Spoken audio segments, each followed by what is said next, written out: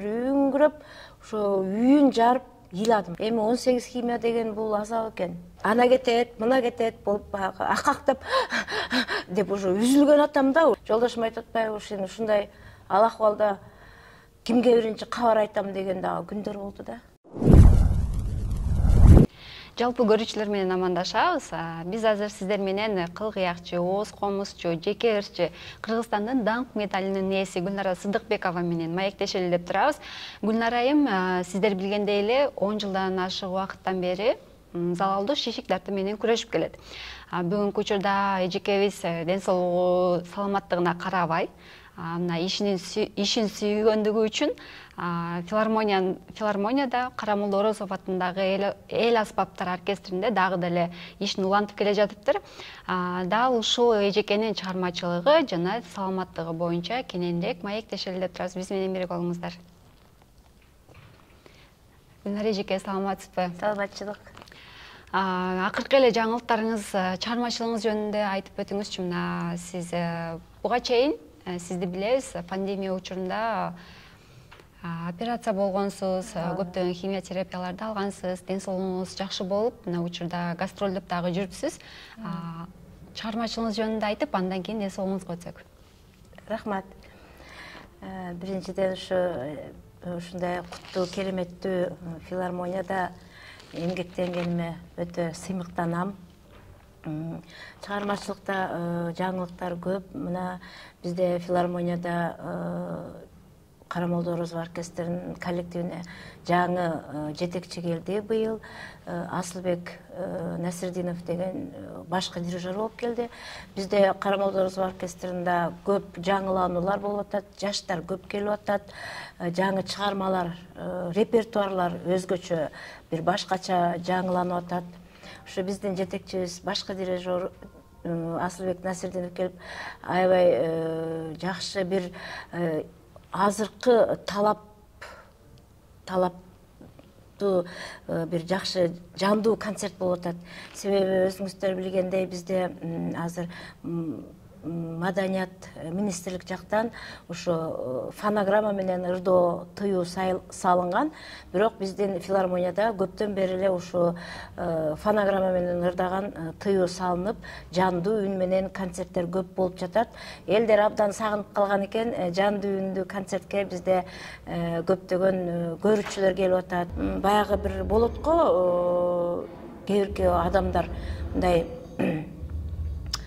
бир нерсеге ыраазы болбогон, дагы болсо экен деген, умтулуп, ушу баягы байлыкка умтулган адамдарга мен мындай карап таң калам да.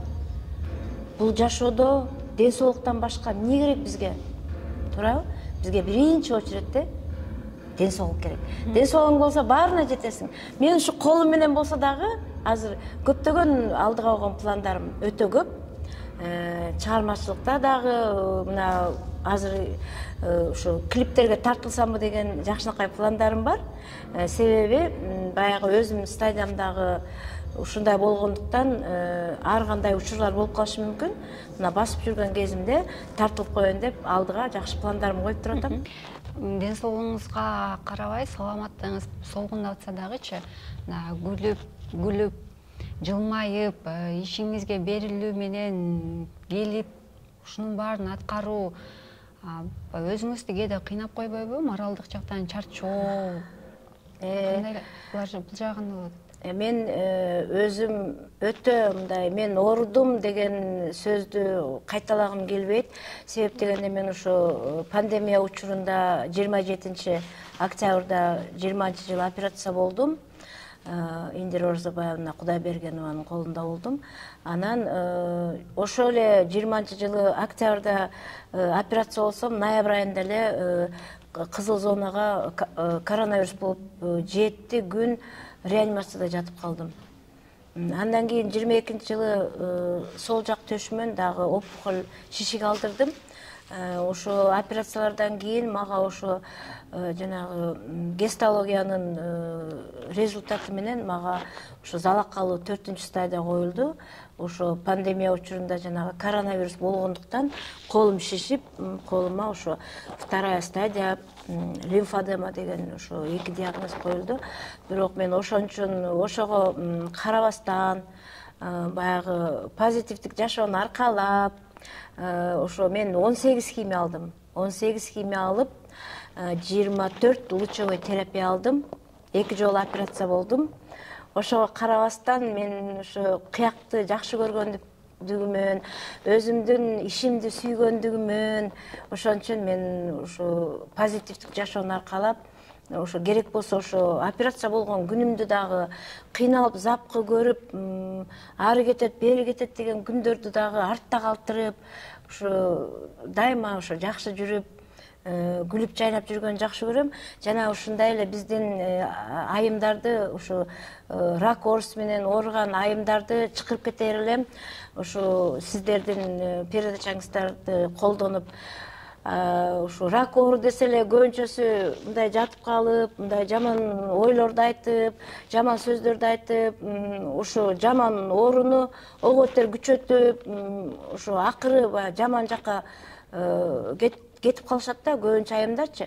Ошон үчүн мен ушу айымдарды чакырып кетет элем, ушу оорусаңыздар дагы позитивдик жашоону аркалап, колуңуздардан эмне келсе ушу менен алып жүрүшүп, ушундай бир ооруну унутуп, күлүп жайнап, жок дегенде ушу жөн эле шопинг кылып, ушу таза абада басып, өзүңүздөрдү алаксызсаңыздарбы деп ушундай сиздерди чакырат элем да. Ушу оорубагысын, ушу биздин айымдар оорубасын. Ушу рак десе эле коркпоңуздар. Мына мен 4-стадия залакалуу ишик менен мындай жакшынакай болуп иштеп, гастролдорго барып, Кудайга шүгүр. Мына лимфодема деген оору бизде мына Кыргызстан боюнча специалисттери жок, бирок мен Россия жакка барып көп мөөнөт дарыланып келдим. Ушу 2016-жылы филармонияда баягы благотворительный концерт өткөрүп, Кыргызбай Арапбаевич Министерство культура менен биргеликте ушу филармониянын залын мага бекер берип, баягы түшкөн акчага мен биринчи ПЭТ-КТ аппаратына түшөм, обследование кылам деп Индияга кеттим. Ошондо ушу 16-жылы ушу концертти өткөрүп, ушу Индияга барганыма мен ушу коллективим, филармониям жана ошондой эле өзүм ат башы коомум, бир туугандарым, конечно, биринчи очередде өзүм үй бүлөм, жана айтылбай калган тууган уруктарым, ким мага көмөк көрсөткөндөр болсо, ошонун баардыгына ушу учурдан пайдаланып баарыңыздарга ыраазычылык билдирип кетем. Биринчи укканыңызда кандай кабыл алдыңыз? Сиз деле баягы катуу сокку болуп, ыйлап, таарынып, эмнеге мен десеңиз керек?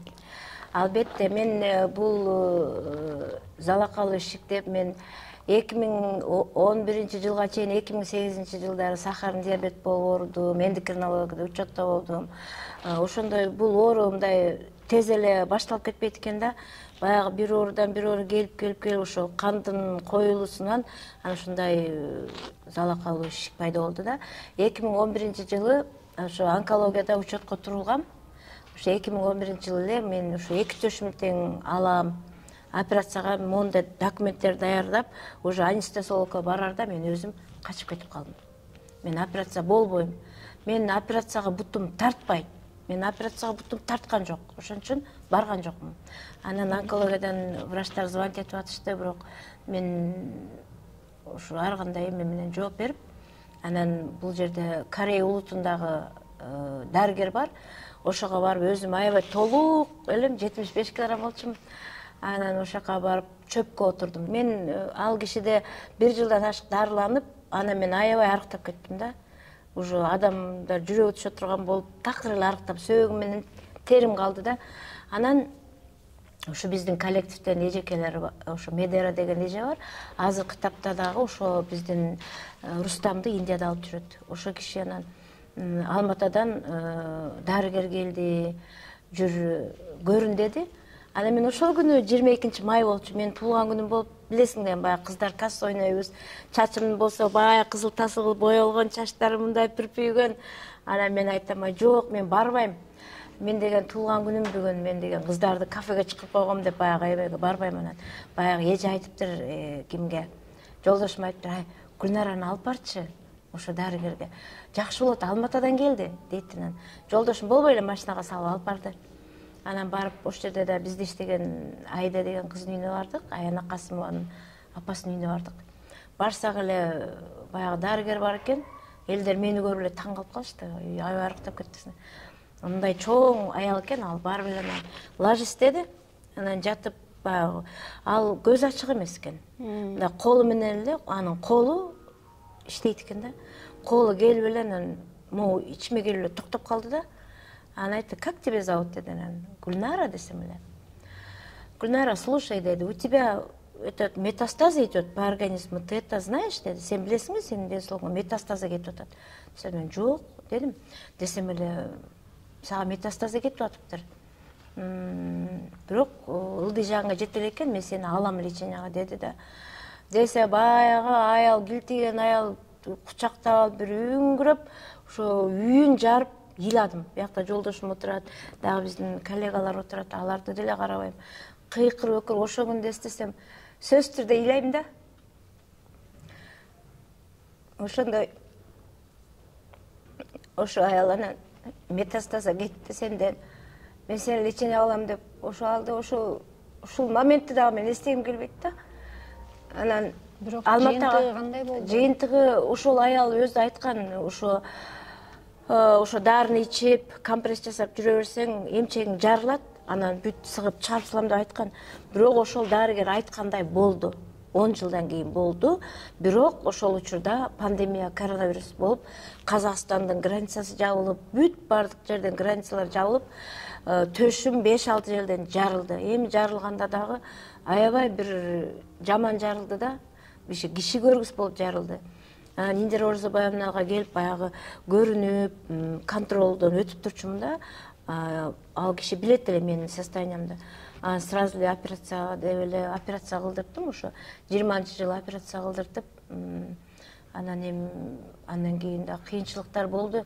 Эми 18 химия деген бул азап экен. Мен аябдан запкы көрдүм. Даже күн болуп калды, ошо диванда жатып калып аттым да. Неме ана кетет, мына кетет болуп баягы акактап деп уже үзүлгөн атам да, ушундай да моменттер болду да, химия алып келген күндөрү. Аябай запкы көрдүм.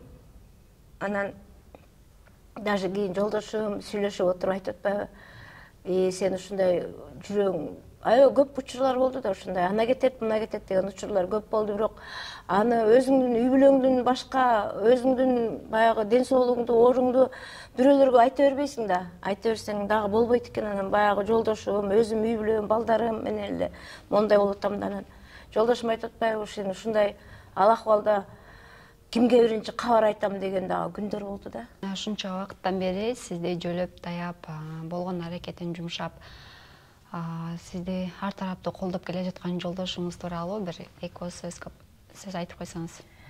Мен жолдошум Абдрахман Аширов, Серик Адис, настройщик пианино и роялей, Кыргыз Республикасынын эмгек сиңирген артисти, мэрия оркестринда музыкант, виолончелист болуп эмгектенет, жана консерваторияда көптөгөн музыкалык мектептерде настройщик роялей, пианино болуп иштейт.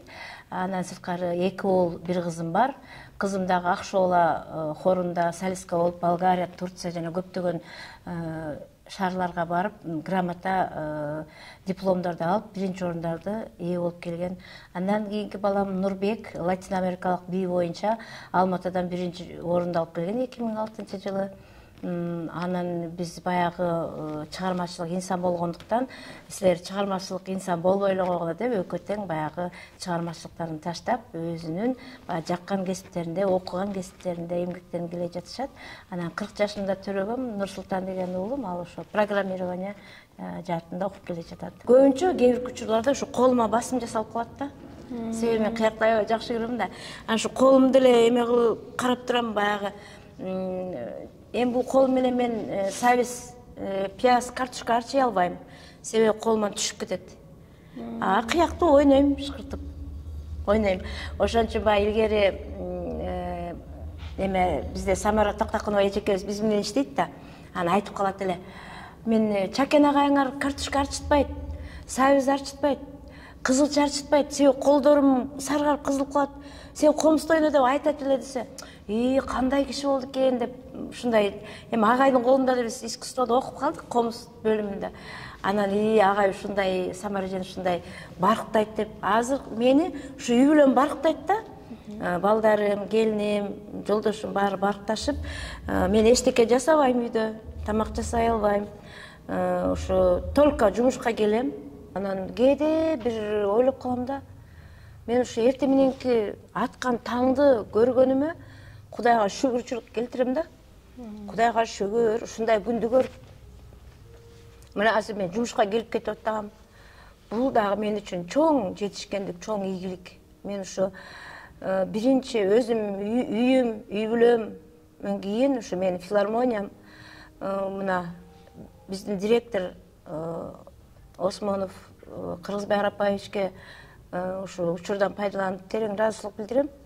Биздин филармониянын администрациясына, бухгалтерияга, мен өзүмдүн коллективиме, жетекчилериме, коллективдериме ушундай мени поддержка кылып, колдоо көрсөтүшүп, мен ушундай жакшынакай кылып, өздөрүнүн араларына кошуп, дайым алып жүрүп атышат. Мен абдан сыймыктанам.